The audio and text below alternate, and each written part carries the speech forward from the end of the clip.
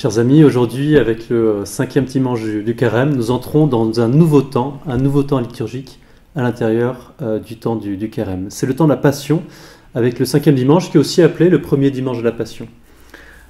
Pourquoi un temps spécial avant Pâques? Et bien précisément, 15 jours avant Pâques, on va mettre l'accent sur la Passion pour montrer l'étroite connexion entre le mystère pascal, ce que nous allons fêter de manière solennelle à la Vigile pascale, et la passion du Christ, parce que c'est le sang du Christ qui nous rachète de nos péchés, et sans le sacrifice du Christ, il n'y a pas de résurrection. En quoi ce temps est-il particulier? Eh bien, vous avez la réponse juste derrière moi, entre autres, parce que l'Église, pour marquer de manière solennelle ce changement de temps, eh bien, l'Église va voiler toutes les croix, toutes les statues, toutes les représentations aussi bien du Christ et des saints. Pourquoi voiler les croix? Eh bien, on a une partie de la réponse dans l'évangile de ce jour. On voit que le Fils de Dieu, Jésus, est sur le point d'être lapidé par les Juifs parce qu'il est accusé de blasphème. Mais son heure n'est pas encore venue. C'est pourquoi Jésus s'enfuit, il se cache, il se voile aux yeux du monde.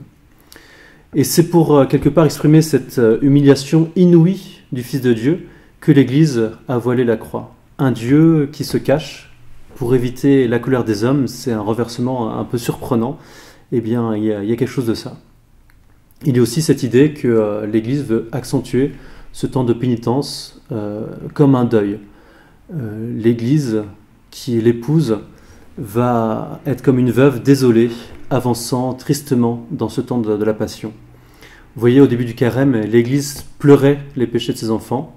Maintenant, dans ce temps du Carême, avec le temps de la Passion, elle pleure la mort future de son divin époux.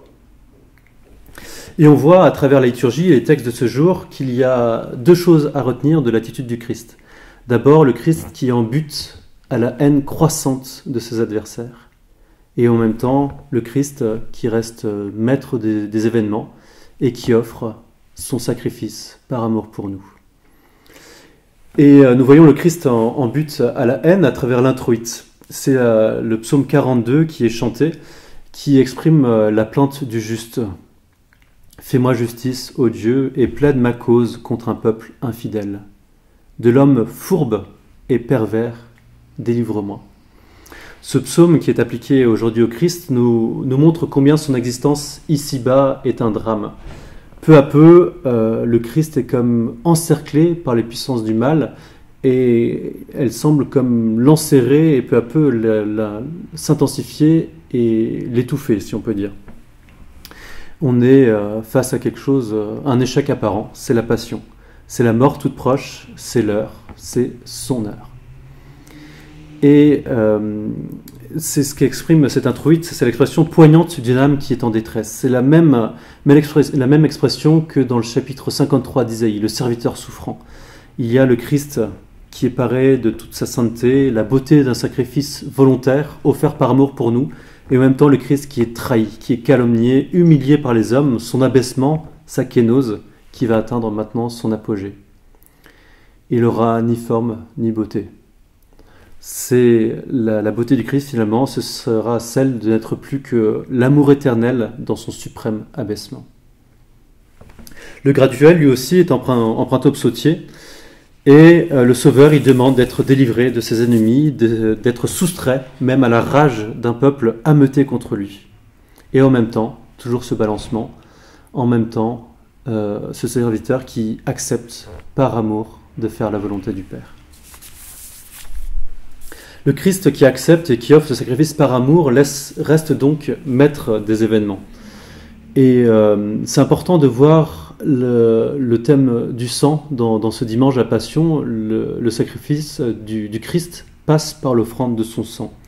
Il n'y a que le sang de cet homme qui est en même temps Dieu qui peut nous racheter. C'est finalement ce qui est très bien exprimé quand on met en comparaison l'Ancienne Alliance et la Nouvelle Alliance. Dans l'Ancien Testament, il y a de multiples sacrifices qui sont offerts en l'honneur de Dieu, des sacrifices rituels qui étaient voulus aussi par Dieu, et pourtant qui ne sont rien aux yeux de Dieu, qui ne parviennent pas à racheter l'homme de son péché. Est-ce qu'il y a une contradiction? Ils étaient voulus par Dieu et pourtant ils semblent inutiles. Eh bien non. Dieu veut à la fois que l'homme comprenne qu'il ne peut être racheté que par le sang, mais ce n'est pas le sang des animaux qu'il rachète, c'est le sang d'un Dieu qui est capable d'opérer son rachat. Dans l'Évangile, on voit que la Pâque est toute proche. On voit que Jésus est en but à la contradiction des Juifs, qu'il accuse même d'être un blasphémateur. Et il y a comme un paradoxe face à ces hommes qui s'apprêtent à manger l'agneau pascal de manière figurative à travers la Pâque juive, et qu'ils ne voient pas que l'agneau véritable est là, et que c'est eux-mêmes, par leurs propres mains, qui vont le mettre à mort. Qu'en est-il de nous? Est-ce que nous sommes prêts à accepter pleinement le Christ?